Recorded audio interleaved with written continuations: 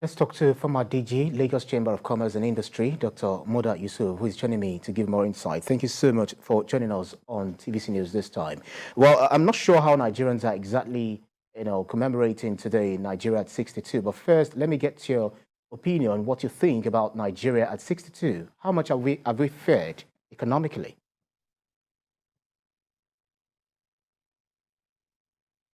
Well, thank you very much. Well, we have not fared very well, but we have a few success stories. For instance, let me start by saying that for 23 years, we have not had a single military coup in Nigeria. I think that is something that we have to appreciate. Our democracy, of course, we have challenges, but it's maturing. It's much more stable than what we have in many parts of Africa. Only yesterday, I was hearing about military coup in Burkina Faso. We had coups in Niger, in Mali, and Guinea, and the rest of them.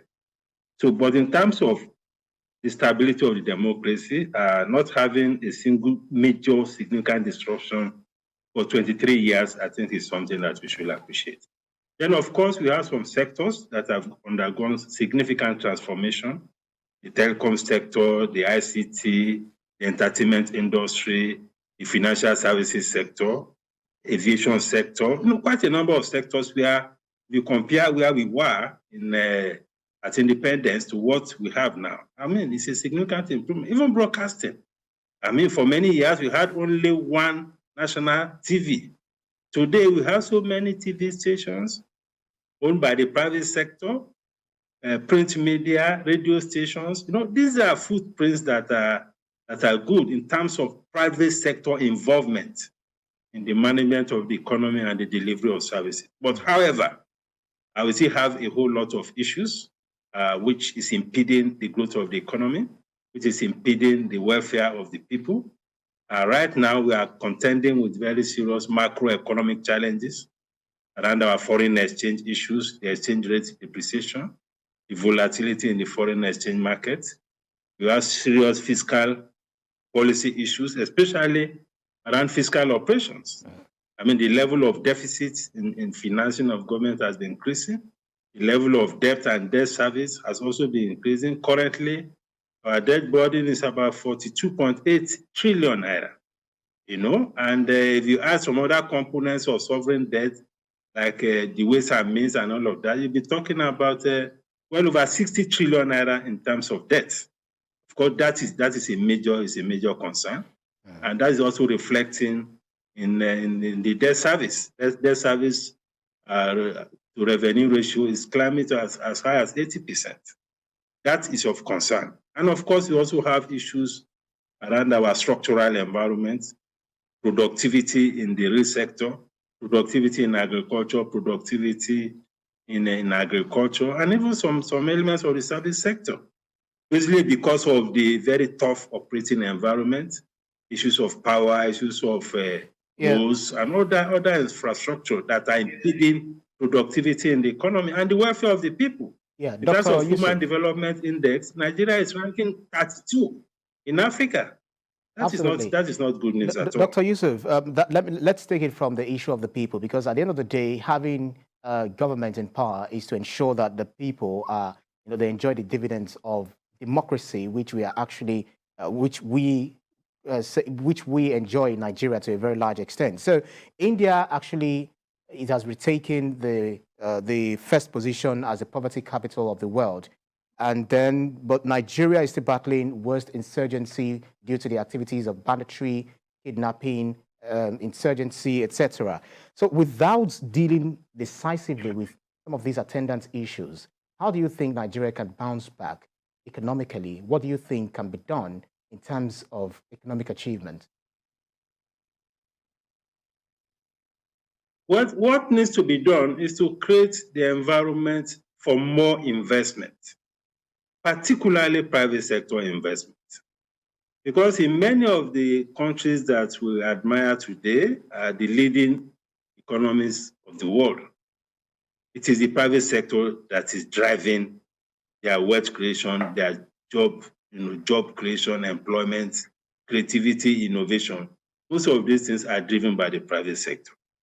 So it is important that we grow investment and we create the environment first from the point of view of the macroeconomic environment, what we call macroeconomic stability in terms of inflation rate, in terms of the stability of the foreign exchange, stability of the regulatory environment, the institutions of government, the state of credit and all of that. All those things are very critical macroeconomic fundamentals that we need to put in place so that the private sector can grow and contribute a lot more. And of course, we talk about the issue of insecurity. What can anybody do if the environment is not secure? So the government needs to deal with the issues of insecurity. That is very basic. Without insecurity, nothing else can happen. Then, of course, we need to address structural issues. I talked about productivity in the economy. Productivity is extremely weak because of the structural challenges. Structural challenges in the area of infrastructure, in the area of roads, the railway system, the connectivity within the economy, the state of our ports, the problems with the bureaucracy, and all of that. Then, of course, the regulatory environment also has to be supportive of investment. Many investors complain a lot about the way the regulatory institutions relate with them. We need to have a more investment-friendly regulatory environment. All right, in that regard. So from the institutional point of view, the macroeconomic point of view, structural point of view, there's a whole lot that we can do to create the environment for wealth creation and growth of investment. Right. So, but is it soothing for you that the fiscal and monetary authorities responded with over 9.3 trillion naira intervention stimulus package?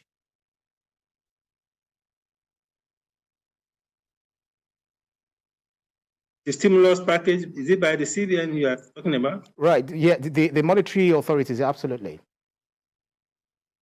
Yes. I mean, that is a commendable thing. But you see, intervention fund or monetary injection is not enough. It has to be complemented by the totality of the investment environment. Don't talk about insecurity. The intervention fund cannot solve the problem of insecurity. We have the instability in the foreign exchange market. Intervention fund cannot deal with that. You have regulatory issues in the economy. Intervention funds cannot deal with that. You have structural issues of the energy, cost of diesel, and all of these things, high inflation. These are very significant things that are impacting on the investment environment. The intervention fund is good, but even some people have the intervention fund now, the environment is not allowing them to make use of the fund. Some of their businesses have gone under. So it has to be a holistic approach. The monetary side is okay. The foreign exchange policy has to be right. The fiscal policy has to be right. The tariff policy, trade policy, institutions, regulatory environment, everything needs to work in tandem to ensure that we bring the economy back on track. So it's not just about monetary. Monetary is good, but a whole lot of other things needs to happen, to make this economy move forward. Absolutely. Just like you said, a whole lot of things have to be put into consideration to ensure that the Nigerian nation becomes a viral nation and stand very tall among its committee of nations. CEO, Center for the Promotion of Private Enterprise, and also former Director General of the Lagos Chamber of Commerce and Industry, Dr. Muda Yusuf. Thank you so much for your insight. Thank you.